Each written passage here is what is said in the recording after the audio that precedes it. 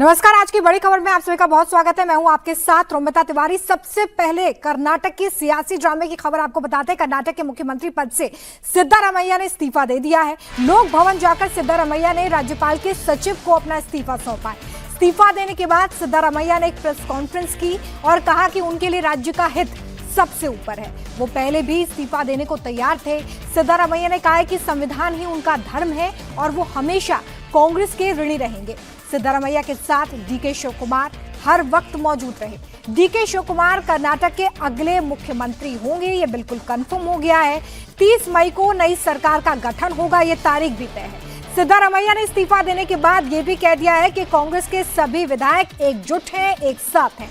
सिद्धारमैया ने press conference में सब कुछ बताया, लेकिन आगे की रणनीति पर अपने पत्ते अभी नहीं खोले हैं। सिद्धारमैया आज शाम को दिल्ली के लिए रवाना होने वाले हैं और यहां आकर उनकी मुलाकात राहुल गांधी से होगी और माना जा रहा है कि ये जो मुलाकात है इसमें आगे सिद्धारमैया क्या करने वाले हैं, उनकी क्या भूमिका होने वाली है कर्नाटक की राजनीति में, या फिर वो दिल्ली शिफ्ट होंगे, इसको लेकर क्लैरिटी आ जाएगी। फिलहाल शाम तक का वक्त है, लेकिन सिद्धारमैया की तरफ से इससे पहले जो प्रेस कॉन्फ्रेंस की गई इसमें यह उम्मीद जताई जा रही थी कि शायद वो अपने आगे के प्लान के बारे में कुछ बताएंगे, लेकिन ये एक फेयरवेल स्पीच रही जिसमें उन्होंने कर्नाटक में अपने किए गए कामों का जिक्र किया। उन्होंने बताया कि कैसे आलाकमान की तरफ से जो उन्हें कहा गया उन्होंने कहा और किया। साथ ही उन्होंने बताया कि किस तरीके से उन्होंने राज्य के हित को सबसे ऊपर रखा है। राज्य का हित उनके लिए सबसे ऊपर है, जिसकी वजह से वो ये इस्तीफा दे रहे हैं, इस बात का जिक्र किया। और कर्नाटक से ये बड़ी तस्वीर आप जरा देखिए, हाथ ऊपर करके एक बड़ी मैसेजिंग की कोशिश यहाँ पर कांग्रेस की तरफ से कर्नाटक से देने की कोशिश हो रही है। और इससे पहले भी हमने देखा कि किस तरीके से एक तस्वीर सामने आई थी जहां पर डीके शिव कुमार जो है वो सिद्धारमैया का आशीर्वाद लेते हुए नजर आ रहे थे। उस तस्वीर की भी हम चर्चा करेंगे, लेकिन इस बीच देखिए सिद्धारमैया की तरफ से एक स्टेटमेंट सामने आई है जो आपको बताना जरूरी हो जाता है। हाईकमान ने कहा है कि राज्यसभा जाओ, मैंने इस बात को टाल दिया है। सिद्धारमैया की तरफ से ये बात बिल्कुल साफ कर दी गई है, यानी कि उनका ये स्टेटमेंट ये बताता है कि उन्हें राज्यसभा जाने के लिए आलाकमान की तरफ से जरूर कहा गया था, लेकिन फिलहाल वो राज्यसभा जाने के मूड में नहीं है। मुझे जनता ने 5 साल के लिए चुना है, ये बात भी सिद्धारमैया की तरफ से कही गई है। अब इस बात के भी कई मायने निकाले जाएंगे, लेकिन सबसे बड़ा स्टेटमेंट आप देखिए, इससे पहले उनके राज्यसभा जाने की अटकलें लगाई जा रही थी, लेकिन सिद्धारमैया ने कहा है कि फिलहाल तो वो राज्यसभा नहीं जाएंगे। उन्होंने इस बात को टाल दिया है, नकारा नहीं है, इस बात को टाल दिया है कि वो राज्यसभा अभी नहीं जाने वाले। उन्होंने एक महत्वपूर्ण बात जो कही है वो ये है कि मुझे जनता ने 5 साल के लिए चुना है, मैं कर्नाटक में रहकर ही यहीं की राजनीति करूंगा। ये बड़ी बात सिद्धारमैया की तरफ से कही गई है और इससे किसी हद तक आप ये अंदाजा लगा सकते हैं कि सिद्धारमैया का आगे का क्या प्लान है। लेकिन आज होने वाली जो मुलाकात है राहुल गांधी के साथ, उसमें क्या बातचीत होती है, इसमें क्या कुछ डिस्कशन होता है, इस पर भी नजर रहेगी। साथ ही सिद्धारमैया ने यह भी बता दिया है कि वो राजनीति में सक्रिय रहेंगे, एक्टिव रहेंगे, यानी कि रिटायरमेंट का कोई प्लान नहीं है सिद्धारमैया का। तो ये महत्वपूर्ण बातें हैं। अब से थोड़ी देर पहले सिद्धारमैया की तरफ से जो प्रेस कॉन्फ्रेंस की गई थी उसमें कही गई है, उन्होंने ये बताया कि राज्य के हित को उन्होंने सबसे ऊपर रखा है। उन्होंने कहा कि संविधान मेरे लिए सबसे बड़ा धर्म है। उन्होंने इस बात को बिल्कुल क्लियर किया है कि देखिए जो चुनाव हुए थे उस चुनाव के बाद मुझे जनता ने 5 साल के लिए चुना है। हालांकि उस वक्त ये फॉर्मूला बिल्कुल तय हो गया था कि 2.5 साल ही मुख्यमंत्री रहेगा, ये बिल्कुल क्लियर था। उसके बाद ही हम कई समय से देख रहे थे कि कर्नाटक की राजनीति में उथल पुथल थी कि सीएम कब चेंज होने वाले हैं। लेकिन यहाँ पर सिद्धारमैया की तरफ से एक बड़ी बात जो कही गई है वो ये कि 5 साल के लिए मुझे चुना गया था, मैं राजनीति में सक्रिय रहूंगा। बेंगलुरु से मेरे सहयोगी टी राघवन हमारे साथ जुड़ गए हैं।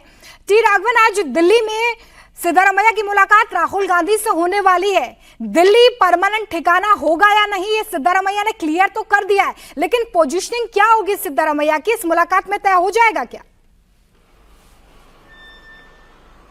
देखिए, इस प्रेस कॉन्फ्रेंस में उन्होंने बहुत साफ तरीके से ये कह दिया है कि वो राज्यसभा चुनाव में जो है वो नहीं जाएंगे, उनको सक्रिय राजनीति यहीं पर करनी है। जनता ने उन्हें 5 साल के लिए विधायक चुनकर भेजा है, वो अपने क्षेत्र के लिए और कर्नाटक में जो भी जन सेवा उनसे पॉसिबल हो पाएगी वो करेंगे। तो बहुत साफ तरीके से सिद्धरामैया ने ये कह दिया है कि वो राज्यसभा की कुर्सी नहीं लेंगे, वो नामांकन नहीं भरेंगे। हालांकि वो ये कहते हुए यहां से जा रहे हैं दिल्ली की वो राहुल गांधी को अपना धन्यवाद ज्ञापित करना चाहते हैं कि उन्हें इतना बड़ा मौका दिया गया, वो नेता प्रतिपक्ष रहे, 2 बार राज्य के मुख्यमंत्री रहे, डिप्टी सीएम रहे, तो इतना सारा जो कार्यभार उन्हें दिया गया है, इसलिए पार्टी हाईकमान को एक बार वो धन्यवाद देने जा रहे हैं। बस इतनी बात उन्होंने कही है, लेकिन एक बात उन्होंने साफ कर दी कि वो बेंगलोर में ही रहेंगे और यहां पर वो सक्रिय राजनीति में भी रहेंगे। हालांकि वो ये कह रहे हैं कि वो सांप्रदायिक ताकतों यानी बीजेपी से अपनी लड़ाई है वो आगे जारी रखेंगे, लेकिन अगर वो बेंगलुरु में रहते हैं तो इसमें कोई दो राय नहीं है कि पावर सेंटर्स हो जाएंगे। 2 जगह यहां पर जो है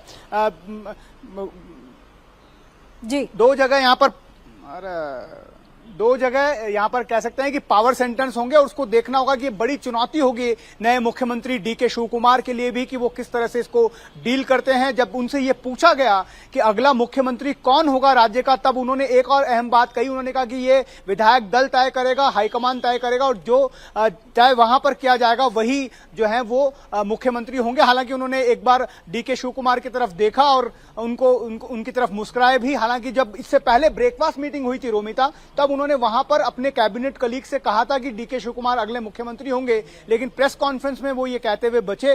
उन्होंने कहा कि ये पार्टी हाईकमान और विधायक दल जो है वो तय करेगा कि राज्य का अगला मुख्यमंत्री कौन होगा। चलिए, कई सियासी मायने होते हैं इस तरह के स्टेटमेंट के टी राघवन, लेकिन अभी के लिए इस फैसले को टाल दिया गया है कि वो राज्यसभा नहीं जाएंगे या सिद्धारमैया कुछ बड़ा प्लान कर रहे हैं? जी देखिए, इसमें 2 चीजें हैं। एक्चुअली ये कोशिश अभी भी मैं कह रहा हूं कि 8 तारीख को राज्यसभा के नॉमिनेशन की आखिरी तारीख है और मुझे लगता है कि 8 तारीख तक कांग्रेस का शीर्ष नेतृत्व लगातार सिद्धरामैया को मनाने की कोशिश करेगा कि वो किसी तरह राज्यसभा जाने के लिए राजी हो जाए, क्योंकि अगर वो दिल्ली जाएंगे तभी यहां पर बेंगलुरु में डीके शिवकुमार के नेतृत्व में पार्टी और सरकार जो है वो ठीक तरीके से चल पाएगी। हालांकि इसके साथ साथ मैं ये भी कहूंगा कि उनको सेटिस्फाइड रखने के लिए पार्टी ने उनको खुला ऑफर दिया है कि वो जो चाहेंगे, जैसा चाहेंगे वैसा नई सरकार में होगा। और उस फॉर्मूले के तहत जो एक बात सामने आई है खुलकर, वो ये है कि उनके बेटे को लेकर अगर वो चिंतित हैं कि उनके राजनीतिक भविष्य क्या होगा, जो फिलहाल एमएलसी हैं, एक बार एमएलए भी रहे हैं वरुणा कॉन्स्टिट्यूएंसी से, उनको यहां पर नए सरकार में डिप्टी सीएम बनाया जा सकता है। इसके अलावा चूंकि सिद्धरामैया अहिंदा कॉम्बिनेशन के एक बड़े लीडर हैं, चैंपियन माने जाते हैं, दलितों, पिछड़ों और अल्पसंख्यकों को साथ लेकर चलने के लिए उनका एक बड़ा वोट बैंक जो है कांग्रेस को उनकी वजह से मिला है, तो उसको कैसे बैलेंस करना है, सोशल बैलेंस कैसे करना है,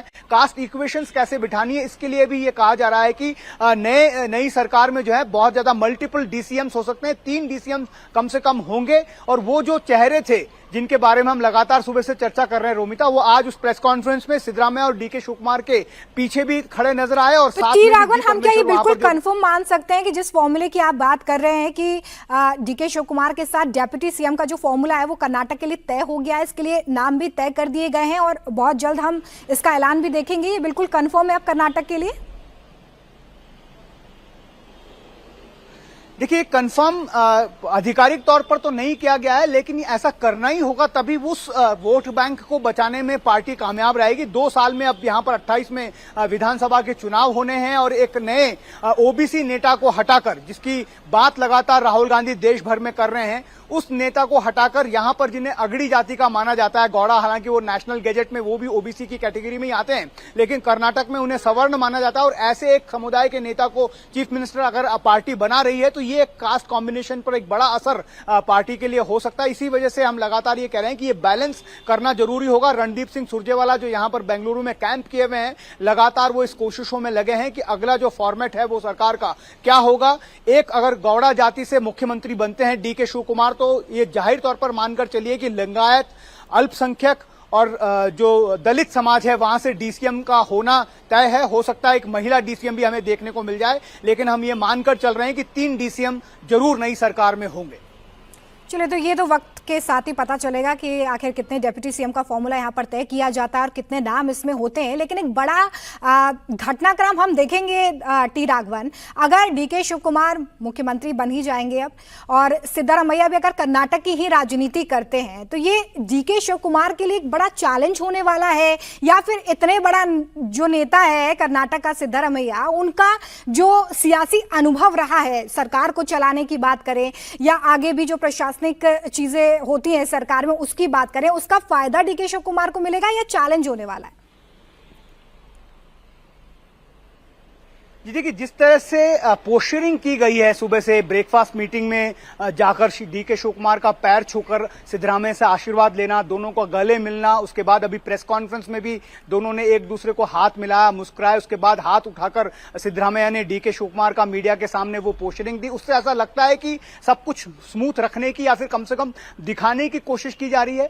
सिद्धरामैया इस बात का मन बना चुके थे। ये हम सिद्धरामैया के क्लोज जो सर्कल के लोग हैं उन्होंने बताया कि जब राहुल गांधी ने उन्हें स्टेप डाउन करने के लिए कहा, तब से वो केजे जॉर्ज जो सुरेंद्र नगर में दिल्ली में उनके एक सहयोगी मंत्री का घर है, उस तक ही उन्होंने मन बना लिया था। जैसे ही वो उस केजे जॉर्ज के घर के अंदर गए, बाकी जो कलीग्स थे कैबिनेट के, उनसे उन्होंने कह दिया कि राहुल गांधी ने मुझे हटने के लिए कहा है और मैंने तय कर लिया कि मैं इस्तीफा दूंगा, और उसी तरह से उन्होंने इस्तीफा भी दे दिया। तो ऐसा लगता है कि ज्यादा हिंडरेंस बनने की कोशिश नहीं करेंगे। ऐसा ही एक मॉडल हमने देखा था जब येडियुरप्पा को बीजेपी ने हटाकर उनके बाद फिर सदानंद गौड़ा, फिर उसके बाद जगदीश शेट्टर, उसके बाद बसवराज बोम्मई को यहां पर सीएम बनाया गया था। हम देखते थे कि रोज जो है वो सीएम, तीनों सीएम लगभग हर दिन कम से कम एक बार येडियुरप्पा से जरूर जाकर मिलते थे, उनसे कुछ सलाह मशवरा करते थे और उसके बाद वो सरकार चलाते थे। तो हो सकता है ये एक तरीका भी सरकार चलाने का डीके शिव कुमार अपनाए। लेकिन अगर सिद्धरामैया उनको टोकने की कोशिश करते हैं, उनके कामकाज में बाधा उत्पन्न करने की कोशिश करते हैं, तो ये जाहिर तौर पर है कि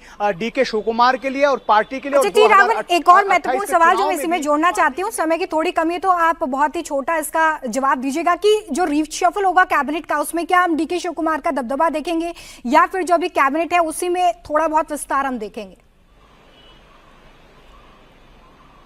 देखिए, मुझे लगता है कि सिर्फ वो सीएम बनना चाहते हैं, वहां तक वो बन जाए तो उनके लिए काफी होगा, क्योंकि उनके पास अभी इतना सह नहीं है कि वो ये तय कर सकें कि उनके कैबिनेट में कौन कौन होंगे। इसमें जरूर सिद्धरामैया का दखल होगा और जरूर पार्टी आलाकमान ये तय करेगा कि उनके कैबिनेट में कौन कौन लोग मंत्री बनेंगे। चलिए, बहुत शुक्रिया टी राघवन हमारे साथ जुड़ने के लिए और इस तमाम जानकारी के लिए। आगे बढ़ते हैं। दिल्ली बीजेपी के अध्यक्ष हर्ष मल्होत्रा बने हैं और दिल्ली बीजेपी ऑफिस में उनका जोरदार तरीके से स्वागत हुआ है। आज ही उनके नाम का ऐलान किया गया है। दिल्ली की सीएम रेखा गुप्ता भी बीजेपी ऑफिस में ही मौजूद हैं और उन्होंने नए प्रदेश अध्यक्ष का स्वागत किया है। बीजेपी ने 4 राज्यों में अपने प्रदेश अध्यक्षों को बदला है।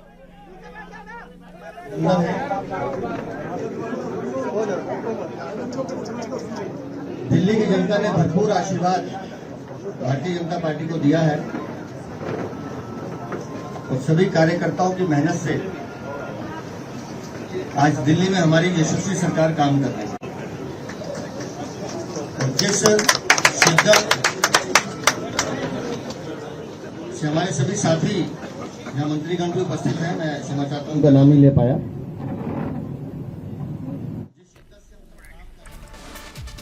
तो आप वीरेंद्र सचदेवा को सुन रहे थे, इस वक्त वो बोल रहे थे। इससे पहले जो नए प्रदेश अध्यक्ष का स्वागत है उसकी तस्वीरें हम आपको दिखा रहे हैं। इससे पहले ये जिम्मेदारी वीरेंद्र सचदेवा के पास थी और आप उन्हें तस्वीरों में देख भी पा रहे हैं किस तरीके से उन्होंने हर्ष मल्होत्रा को यहाँ पर कॉन्ग्रेचुलेट किया है, उनका स्वागत किया है।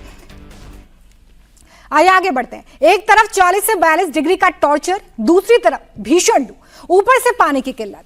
हम किसी गांव कस्बे की बात नहीं कर रहे हैं, हम बात कर रहे हैं देश की राजधानी दिल्ली की, जहां पर इस वक्त भीषण पानी का संकट खड़ा हो गया है। पौष इलाके से लेकर छोटी कॉलोनीज तक पीने के पानी के लिए लोगों को परेशानी झेलनी पड़ रही है। टंकियों में पानी नहीं आ रहा है, टैंकर से पानी पहुंचाया जा रहा है, पर वो भी नाकाफी साबित हो रहा है क्योंकि इसकी आपूर्ति ठीक ढंग से नहीं हो पा रही है। तस्वीरें हम आपको दिल्ली के संजय कैंप से दिखा रहे हैं। जैसे ही टैंकर वहां पर पहुंचा है, लोग पानी भरने के लिए किस तरीके से टूट पड़े हैं वो आप इन तस्वीरों में देखिए। कई बार नौबत लड़ाई तक भी पहुंच रही है क्योंकि लोगों को पानी नहीं मिल पा रहा है। दिल्ली में पानी की सप्लाई में 20% तक की कमी आ गई है। 2 वाटर ट्रीटमेंट प्लांट करीब ठप हो गए। हमारी संवाददाता अनामिका गौर संजय कैंप पहुंची और देखा कि पानी के लिए कैसी मुसीबत वहां लोगों को झेलनी पड़ रही है। आप ये रिपोर्ट देखिए। हर साल गर्मियों में राजधानी दिल्ली में एक तस्वीर देखने को मिलती है, वो है पानी की किल्लत और टैंकर पे चढ़ते हुए ये लोग। आप देखिए कि किस तरीके से मारा मारी है इस समय दिल्ली में पानी की कमी की, कि जब इन झुग्गियों में इस तरीके का कोई टैंकर आता है तो लोग अपनी जान को जोखिम में डालकर, ये छोटे बच्चे, इस गली में रहने वाले लड़के हैं जो अपनी जान को रोजाना इसी तरीके से जोखिम में डाल के इस टैंकर के ऊपर चढ़ते हैं और ये कोशिश करते हैं कि उनके परिवार को इस टैंकर से उतना पानी मिल जाए जिससे वो अपने पूरे दिन का गुजारा कर सके। भीषण गर्मी पड़ रही है, 40 से 45 डिग्री टेम्परेचर जा रहा है और ऐसे में दिल्ली जो है वो पानी की कमी से जूझ रही है। यमुना नदी सूख चुकी है, वजीराबाद वाटर ट्रीटमेंट प्लांट में पानी की सप्लाई कम होती जा रही है और ये वो लोग हैं जो केवल इसी टैंकर पे आश्रित हैं। इस समय हम दिल्ली के संजय कैंप में मौजूद हैं। मैडम क्या करें, पानी तो भरना ही पड़ेगा ना। देखिए इस तरीके से यहाँ पे ये इन लोगों के लिए, भैया आप रोजाना इसी तरीके से करते हैं? डेली का है मैडम। देखिए यहाँ पे लोग लड़ रहे हैं, चिल्ला रहे हैं और इन लोगों की मजबूरी है क्योंकि दिल्ली में इस समय जैसे ही मई का महीना शुरू होता है लोगों के लिए पानी की किल्लत शुरू हो जाती है। लोग घंटों इन टैंकर्स का इंतजार करते हैं। दादा आज कितनी लेट ये टैंकर आया है? हाँ लेट आया टैंकर, कितना? बहुत लेट हो गया, 1 घंटा लेट। सब दिन यही हाल है, कभी कभी तो आता ही नहीं है, पानी के लिए बड़ी किल्लत हो जाती क्या करते हैं जब नहीं आता तो दूसरे दिन भरते हैं, किसी तरह काम चलाते हैं।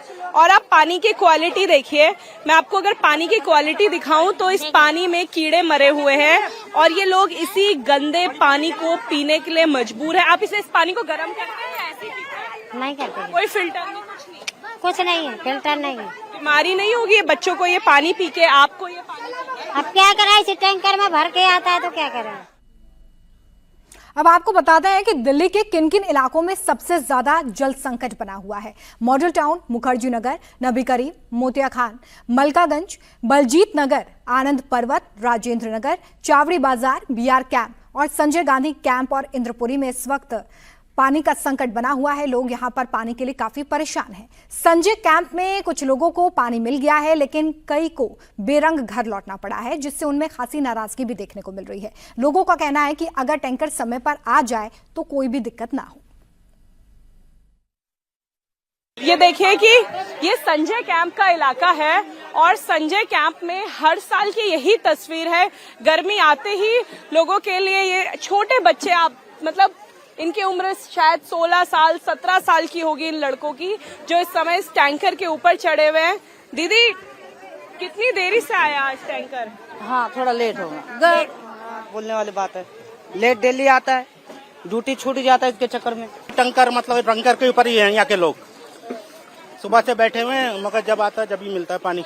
बच्चे ऊपर चढ़ते हैं, क्या करें, तो नहीं चढ़े तो करे क्या, ये बताओ।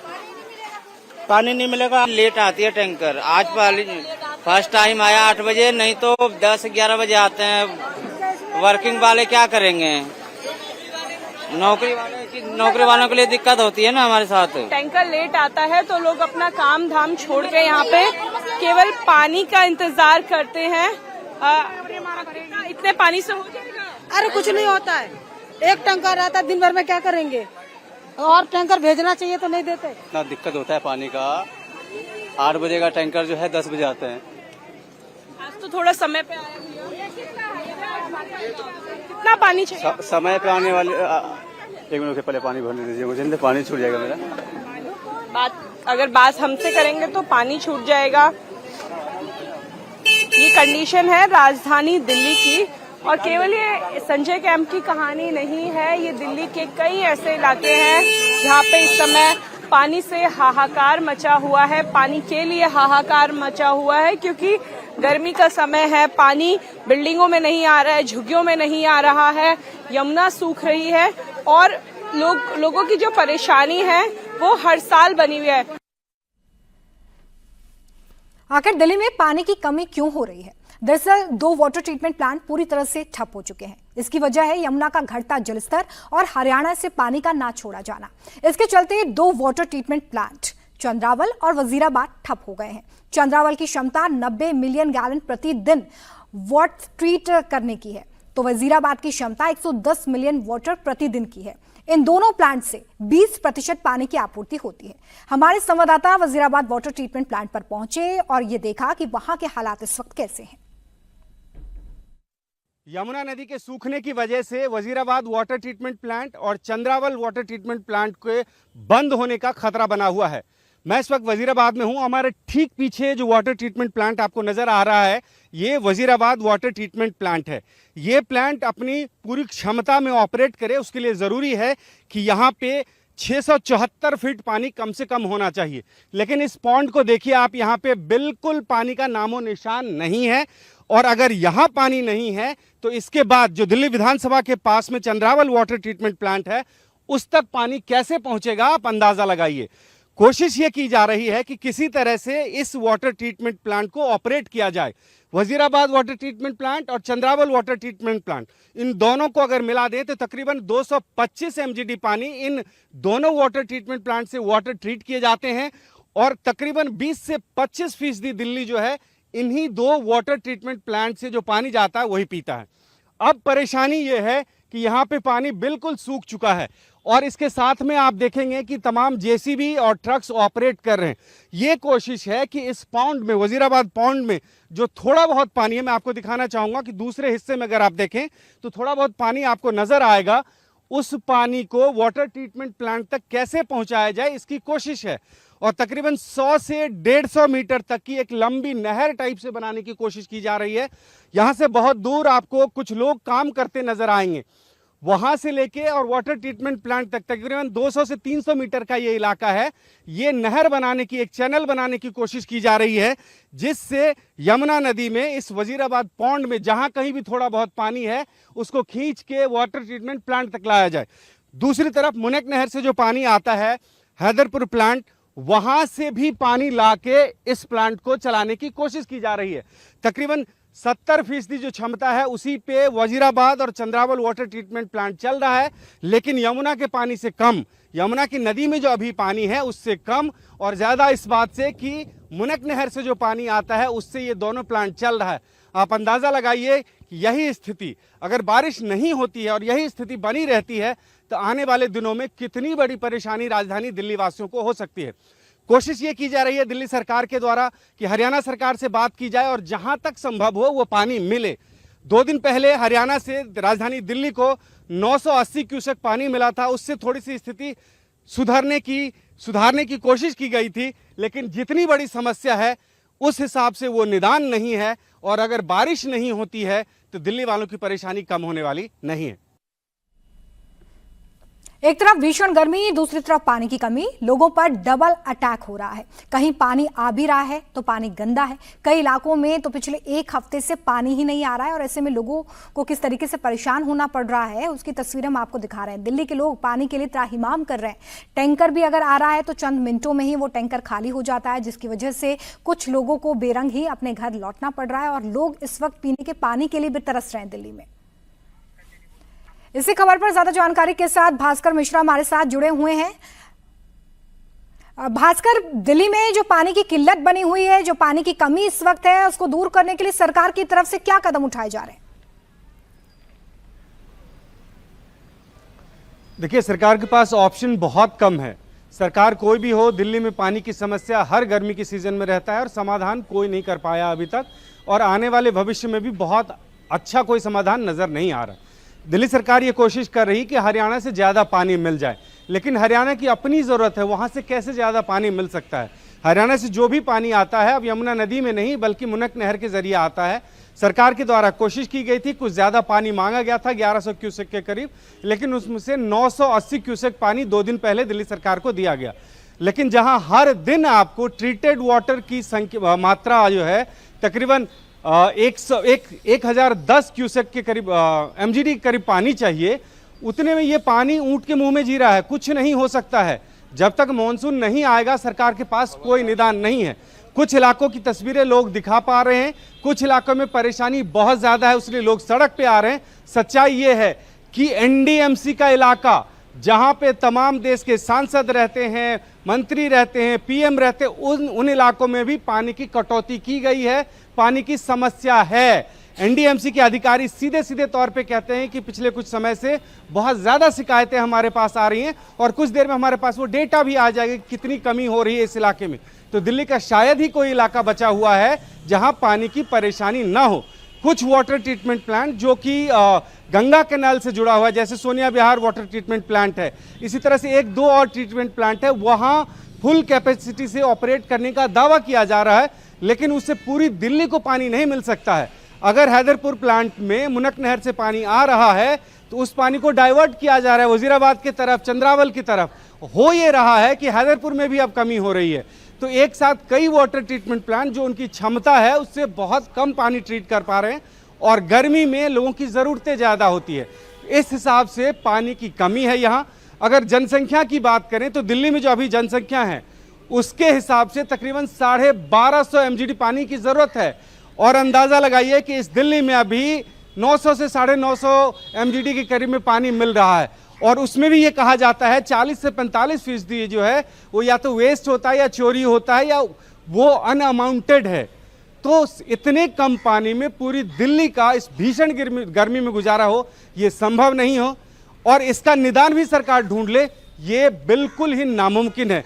इसमें बहुत समय लगेगा, लोगों को परेशान होना पड़ेगा। हमने देखा था पिछले 10 साल 15 साल से क्या स्थिति है, उसमें कोई बदलाव इस बार भी नहीं होने वाली है। बिल्कुल, तो हर साल इसी तरीके से हम दिल्ली की तस्वीर देखते हैं जहां पर पानी के लिए लोग परेशान होते हैं, और इस बार भी स्थिति कुछ ऐसी ही बनी हुई है। हालांकि सरकार की तरफ से जो कदम उठाए जा रहे हैं वो भी नाकाफी साबित हो रहे हैं। बहुत शुक्रिया भास्कर हमारे साथ जुड़ने के लिए और इस तमाम जानकारी के लिए। पश्चिम बंगाल के मुख्यमंत्री शुभेंदु अधिकारी ने ममता बनर्जी सरकार के एक और नए कारनामे का खुलासा कर दिया।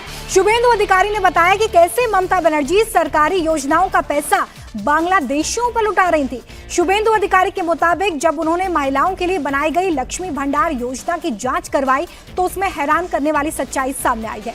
दरअसल लक्ष्मी भंडार योजना के तहत 1500 रुपए हर महीने पाने वाली महिलाओं की सूची में 30 लाख ऐसी महिलाओं का नाम शामिल है जिनमें ज्यादातर महिलाएं बांग्लादेशी हैं, जिनके पास कोई पात्रता भी नहीं है। बावजूद इसके उन्हें हर महीने इस योजना के नाम पर 1500 रुपए महीना दिया जा रहा था और साथ में मुफ्त राशन भी मिल रहा था। सीएम शुभेंदु अधिकारी के मुताबिक जांच आगे अगर करते हैं तो और भी ज्यादा ये आंकड़ा बढ़ सकता है, लेकिन फिलहाल 30 लाख बांग्लादेशी महिलाओं को ये लाभ मिल रहा था। ये बड़ा खुलासा शुभेंदु अधिकारी कर रहे हैं। लक्ष्मीर भांडारेर तालिकाटा भेरिफाइड, किन्तु आमरा भूरी भूरी अभियोग पेয়েছি যে ভোটার তালিকা থেকে নাম বাদ গেছে, স্থায়ীভাবে নাম বাদ গেছে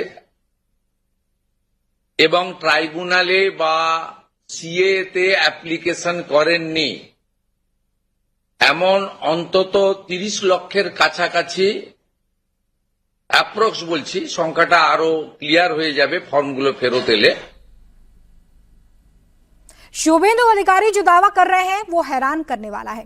उसकी तस्दीक खुद बांग्लादेशी घुसपैठिए भी कर रहे हैं। एसआईआर में नाम कटने और बंगाल में बीजेपी सरकार बनने के बाद से ही अपना बोरिया बिस्तर समेटे बांग्लादेश बॉर्डर पर जमा बांग्लादेशी महिलाएं खुद ये कबूल कर रही हैं कि उन्हें ममता सरकार की तमाम योजनाओं का लाभ मिलता था।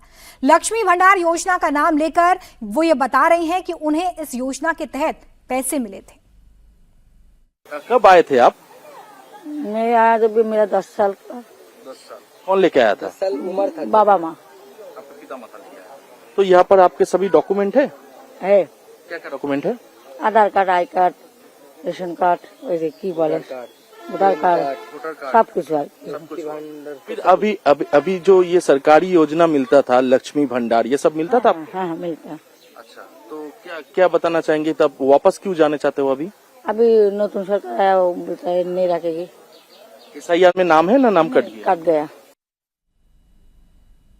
ममता सरकार बांग्लादेशी घुसपैठियों पर कितना मेहरबान थी उसे समझने के लिए एक छोटा सा गणित हम आपको समझाते हैं। अगर सिर्फ लक्ष्मी भंडार योजना की बात करें तो इस योजना के तहत 1500 रुपए हर महीने दिए जाते थे। 30 लाख फर्जी लाभार्थी महिलाएं थी। ऐसे में 1500 गुणा 30 लाख अगर आप करते हैं तो ये नंबर होता है हर महीने 450 करोड़ रुपए का, और इसी 450 करोड़ रुपए प्रति महीना के हिसाब से पूरे साल का हिसाब लगाया जाए तो ये होता है 5400 करोड़ रुपए। ऐसे में आप खुद अंदाजा लगा सकते हैं कि बंगाल की जनता के टैक्स का पैसा कैसे वोट बैंक के लिए घुसपैठियों पर खर्च किया जा रहा था। ओंकार सरकार हमारे साथ जुड़े हुए हैं। ओंकार, शुभेंदु अधिकारी जो खुलासा कर रहे हैं वो अपने आप में काफी चौंकाने वाला है, और जो आरोप चुनाव से पहले लगते रहे थे, ये जो नंबर सामने आ रहे हैं वो इस बात की तस्दीक करते हैं कि कैसे बांग्लादेशियों को फायदा पहुंचाया जा रहा था ममता बनर्जी सरकार में।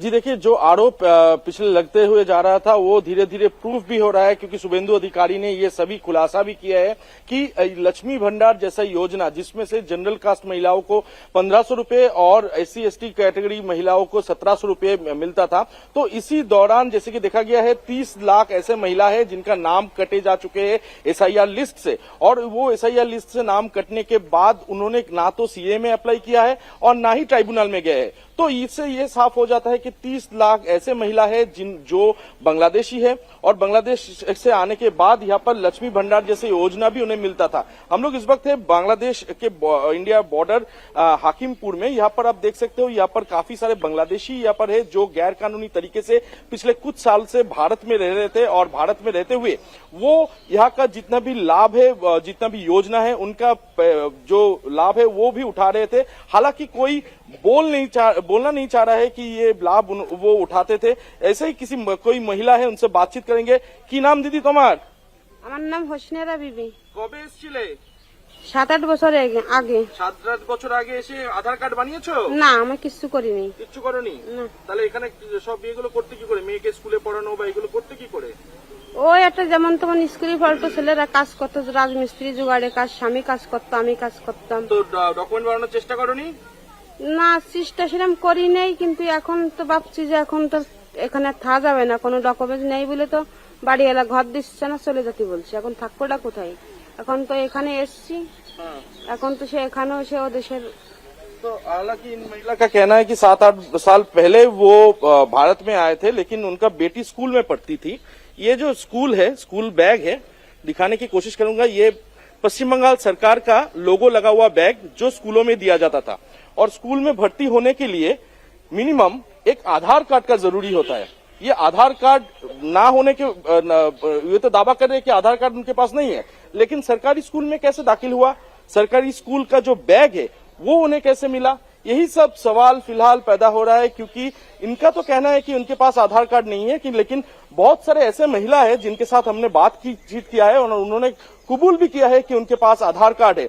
आधार कार्ड रहने का मतलब ये होता है कि सरकारी जितना भी योजना है, उन योजना का जो लाभ है वो भी वो उठा सकते हैं। तो इसी को लेकर फिलहाल सवाल पैदा हो रहा है, क्योंकि मुख्यमंत्री शुभेंदु अधिकारी ने ये तो खुलासा कर दिया है कि लगभग 30 लाख ऐसे महिला है जिन्होंने CA में अप्लाई नहीं किया है SIR में नाम कटने की वजह से, और इसके अलावा वो ट्राइब्यूनल में भी अप्लाई नहीं किया है। तो ये जो लोग हैं ये बांग्लादेशी है, जिन्हें फिलहाल इस वक्त ये तो देखा जा रहा है कि यहाँ से वापस बांग्लादेश जाने के लिए इंतजार कर रहे हैं यहाँ पर बॉर्डर पर, और BSF का ग्रीन सिग्नल मिलने के बाद इन्हें वापस बांग्लादेश भेजा जाएगा, या फिर यहाँ पर जो रिलीफ शेल्टर बनाया गया है उसी जगह पर उन्हें भेजा जाएगा। तो फिलहाल ये हाकिमपुर चेक पोस्ट है भारत बांग्लादेश इंटरनेशनल बॉर्डर का, और इसी जगह पे लोग यहाँ पर इंतजार कर रहे हैं बांग्लादेश वापस जाने के लिए, क्योंकि ये कभी ना कई साल पहले ये गैर कानूनी तरीके से भारत आए थे, और भारत आते हुए ये यहाँ का काफी सारे डॉक्यूमेंट भी बनाए, जैसे कि मैंने एक प्रूफ आपको दिया। तो ये सारे जो चीज है, ये सारे जो व्यवस्था है सरकार की, ये भी लाभ इन बांग्लादेशी जो भारत में अवैध तरीके से आए थे वो लोग उठा रहे थे। देखिए, ये खुलासा तो सिर्फ एक योजना का है, लक्ष्मी भंडार योजना का ये खुलासा शुभेंदु अधिकारी ने किया है। अभी ऐसी और बहुत सारी योजनाएं जो ममता बनर्जी सरकार में चलाई जा रही थी, और ओंकार ने ये भी बताया कि कैसे इन लोगों के पास डॉक्यूमेंट भी नहीं थे, बावजूद इसके ये किस तरीके से सरकारी योजनाओं का लाभ उठा रहे थे। देखना होगा कि आगे इसमें और क्या कुछ खुलासे होते हैं। फिलहाल आगे बढ़ते हैं, भोपाल से इस वक्त की बड़ी खबर आपको बताते हैं, जहां पर तुषार शर्मा डेथ केस से जुड़ी जानकारी सामने आ रही है। पिछले 6 घंटे से CBI की टीम गिरिबाला सिंह के घर में उनसे पूछताछ कर रही है, और किसी भी वक्त तुषार की सास गिरिबाला सिंह की गिरफ्तारी संभव है। कल देर रात 1 बजे जबलपुर हाईकोर्ट ने गिरिबाला सिंह की बेल को खारिज कर दिया था, और उसके बाद से उनकी गिरफ्तारी की आशंका काफी बढ़ गई थी। CBI की टीम जब वहां पर पहुंची तब से ही इस बात की आशंका है कि किसी भी वक्त उनकी गिरफ्तारी हो सकती है। CBI की टीम उन्हें नोटिस देने कटारा हिल्स उनके घर पर पहुंची हुई है। तब से CBI की टीम घर के अंदर ही मौजूद है। गिरिबाला सिंह को 15 मई को अग्रिम जमानत मिली थी, जिसके बाद उन्होंने लगातार इस पूरे मामले में कई स्टेटमेंट्स भी दिए, और अब गिरफ्तारी की तलवार लटक रही है। किसी भी वक्त यह खबर सामने आ सकती है कि गिरिबाला सिंह गिरफ्तार हो गई हैं। जिसके खिलाफ तुषा के घर वालों ने जबलपुर हाईकोर्ट में बेल कैंसिल करने की याचिका भी दी थी और कल देर रात इसी पर सुनवाई हुई है और उसके बाद जमानत को रद्द कर दिया गया है। जिसके बाद सीबीआई के अधिकारी तुषा के ससुराल पहुंचे हुए हैं, उन्हें नोटिस सर्व किया गया है। किसी भी वक्त गिरिबाला सिंह को गिरफ्तार किया जा सकता है। रिटायर्ड जज गिरिबाला सिंह की भूमिका को लेकर इस मामले में कई सवाल उठ रहे हैं। मध्य प्रदेश हाईकोर्ट ने भी बेल रद्द करने के दौरान कई अहम टिप्पणियां की हैं, जिसमें कोर्ट ने यह माना है कि क्योंकि इस पूरे मामले में गिरिबाला सिंह की जो भूमिका है वो काफी संदिग्ध है, तो ऐसे में जिस पक्ष पर आरोप लग रहा है उसे पूरी तरीके से सुरक्षित करना, उसे जमानत दे देना ये ठीक नहीं होगा और इसी वजह से जमानत को खारिज किया गया है। रात 1 बजे गिरिबाला सिंह की जमानत खारिज हुई है, जिसके बाद उनकी गिरफ्तारी की पूरी संभावना है। पिछले 6 घंटे से पूछताछ का दौर भी जारी है और किसी भी वक्त ये गिरफ्तारी हो सकती है क्योंकि सीबीआई की टीम इस वक्त वहीं पर मौजूद है। कल शाम सीबीआई ने तुषा केस में सीन को रिक्रिएट किया था। उस छत पर अधिकारी पहुंचे थे जहां पर तुषा ने कथित तौर पर फांसी लगाकर अपनी जान दी थी। इतना ही नहीं, गिरिबाला के घर पर समर्थ और गिरिबाला को आमने सामने बिठाकर भी पूछताछ की गई थी। आगे भी दोनों से एक साथ पूछताछ की तैयारी चल रही है ताकि बहुत सारे खुलासे हो सकें। क्या इनके बयान में किस तरीके का कोई कॉन्ट्रोडिक्शन है ये पता लगाने की कोशिश होगी। गिरिबाला सिंह की गिरफ्तारी कभी भी हो सकती है। अमिताभ हमारे साथ जुड़े हुए हैं इसी खबर पर ज्यादा जानकारी के साथ। अमिताभ, क्या अपडेट मिल रही है गिरफ्तारी को लेकर? क्या कोई ऑफिशियल इंफॉर्मेशन कंफर्म हो पाई है? देखिए, मैं आपको बता दूं इस वक्त तकरीबन 4:30 बज रहा है, यानी 10:35 से इसी घर में जो गिरिबाला का घर है यहाँ पर सीबीआई कल रात 1 बजे जब अग्रिम जमानत निरस्त हो गई है उसके बाद 10:35 पर यहाँ पर पहुंची है, नोटिस दिया और उसके बाद से लगातार ये जो घर दिखाई दे रहा है 6 घंटे से ज़्यादा का वक्त हो चुका है।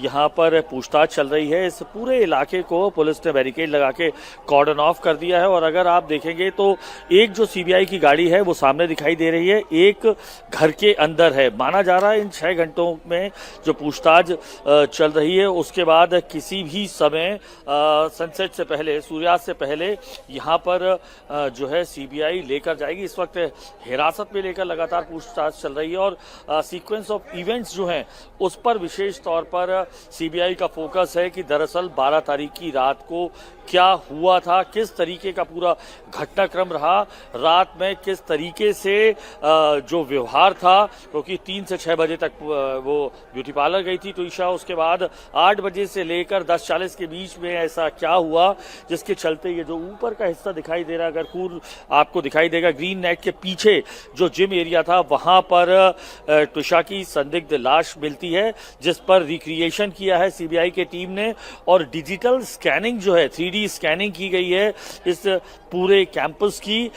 तुषा की इमेज सेंसिंग 3D इमेज की गई है, रिक्रिएशन करने की कोशिश की गई है किस तरीके के हालात जो है उस दिन गुजरे थे और जिस तरीके से जो बेल रद्द की गई है, जमानत रद्द की गई है हाईकोर्ट द्वारा। बहुत गंभीर जो आरोप हैं जो तुषा के वकील ने लगाए थे, सबसे बड़ी बात ये कही थी कि गिरिबाला सिंह जो हैं वो साइबर अपराध विशेषज्ञ हैं, साइबर फोरेंसिक विशेषज्ञ हैं और क्राइम सीन मैनेजमेंट एक्सपर्ट रही हैं, जो कोर्सेज किए हैं। अंदाजा लगाया जा सकता है कि ये तुषा के वकील ने ये दलील दी कि इन क्राइम सीन विशेषज्ञ होने के चलते जो ऊपर का क्राइम सीन है जहां पर जो हैंगिंग हुई है, डेथ बाय हैंगिंग हुई है, उसे कहीं ना कहीं मैनिपुलेट किया गया है जिसके चलते जमानत रद्द की गई है। इसके अलावा जो गिरिबाला सिंह हैं उनकी जो बहन है उनके बारे में और एक और डॉक्टर के बारे में जो यहाँ के एक निजी अस्पताल में काम करते थे, इन दोनों की मौजूदगी एम्स में उस दौरान मिली है जिस दौरान तुषा का जो है पोस्टमार्टम चल रहा था। तो शक की जो सीधी सुइयां जुड़ते नजर आई तुषा के इस वकील के बाद, जिन आधारों पे इसके अलावा गिरिबाला ने जो ये कहा, तुषा के वकीलों ने, गिरिबाला ने जिस दौरान उन्हें जमानत मिली उस दौरान उन्होंने चरित्र हरण की कोशिश भी की। तमाम जो सीडीआर्स थे अंदर जो उस वक्त उसके साथ भी छेड़छाड़ की गई हो सकती है। इन तमाम आधारों पर हाईकोर्ट ने जमानत याचिका, जो जमानत दी थी अग्रिम जमानत 15 तारीख को, उसे उसे रद्द किया। अब जो पूरा जो सीबीआई के पास दारोमदार है, जो लगातार 6 घंटे से पूछताछ चल रही है, तो पूरा ध्यान इस बात का है कि 12 तारीख को किस तरीके से जो घटनाक्रम हुआ था वो फाइनेंशियल जो मैनेजमेंट की बात चल रही, फाइनेंशियल जो उन्होंने ट्रांजैक्शन किए हैं उस पर ध्यान है, और जिस तरीके से डिजिटल एविडेंसेस जो मिले हैं, मोबाइल के मिले हैं और लैपटॉप जब्त किया गया है, और उस दौरान जिस दौरान ये बताया जा रहा है कि हैंगिंग हुई है, उस दौरान त्विषा के घर वालों ने हाईकोर्ट में बाकायदा कहा है कि उस दौरान जो त्विषा का भाई है लगातार फोन कर रहा था और उसे पीछे से चिल्लाने की आवाजें आ रही थी। तो सीडीआर के जरिए, कॉल रिकॉर्ड्स के जरिए, मोबाइल के जरिए फॉरेंसिक जांच की जा रही है कि दरअसल उस दौरान जो सीक्वेंस ऑफ क्राइम है वो दरअसल किस तरीके का था। इसके अलावा जिस तरीके के आरोप लगाए हैं जो त्विषा के घर वालों ने कि 2 लाख रुपए दहेज के लिए मांगे गए, ये पुलिस की जो प्रमुख पूछताछ में है कि अगर वो 2 लाख रुपए दिए गए तो उसका फाइनेंशियल जो ट्रांजैक्शन था वो किस मोड में हुआ, ऑनलाइन पेमेंट हुआ या किस तरीके से हुआ। यही सब वजह है कि सीबीआई की 12 सदस्यीय कम से कम जो टीम है इस वक्त मौजूद है, जिसमें 2 महिला ऑफिसर्स हैं और 6 घंटे की एक सघन पूछताछ है। निश्चित तौर पर जो काम दिया गया है मध्य प्रदेश सरकार ने, जिसके लिए एसआईटी बनाई थी और उस एसआईटी के बाद सीबीआई जांच के लिए किया था, तो पूरा मकसद जो था कि त्विषा की जो संदिग्ध मौत है जो 12 मई को इस छत पर हुई है, दरअसल वो हत्या है या आत्महत्या है, इस कड़ी का खुलासा अब सीबीआई के हाथ में है और तलवार जो है गिरफ्तारी की वो लटकी हुई साफ है। 6 घंटे का समय हो चुका है। दूसरी बात इसमें मैं जोड़ना चाहूंगा, कल 29 तारीख है, समर्थ का 7 दिन का जो पुलिस रिमांड है वो खत्म होने वाला है। सीबीआई को जांच करते हुए जो लगातार जो दूसरा दिन है, पहले दिन तीसरा दिन है, गिरीवाला के पूरे परिवार से बातचीत चल रही है। कल यहाँ पर समर्थ को, गिरीवाला और समर्थ को आमने सामने बिठाकर बातचीत की गई है। इससे एक दिन पहले जो त्विषा के घर वाले हैं उनसे बात की गई है, तो आमने सामने कल यहाँ बात हो चुकी है। अब पूरा जो सीबीआई का जो मोडस ऑपरेंडी है वो इस बात पर है कि किस तरीके से 12 तारीख का घटनाक्रम रहा है। 13 तारीख और 14 तारीख को 46 नंबर, उस 46 नंबर की थ्योरी पर बात हो रही है। किनसे लगातार बात की, क्योंकि त्विषा के घर वालों का कहना है कि 46 नंबर पर लगातार बात की है गिरीवाला ने उस दिन, जिसमें 46 नंबरों में से एक जो नंबर है 20 बार बात हुई है, वो हायर ऑफिशियल है, लोकायुक्त के, जुडिशरी के बहुत हायर ऑफिशियल सीबीआई की जो टीम है वो पिछले 6 घंटे से उन तमाम सवालों का जवाब खोजने की कोशिश कर रही है गिरीवाला सिंह से, ताकि ये पता लगाया जा सके कि 12 मई की रात को 8 से 10 के बीच में आखिर क्या हुआ था। इस बड़ी खबर पर अपडेट आपको आगे भी देते रहेंगे।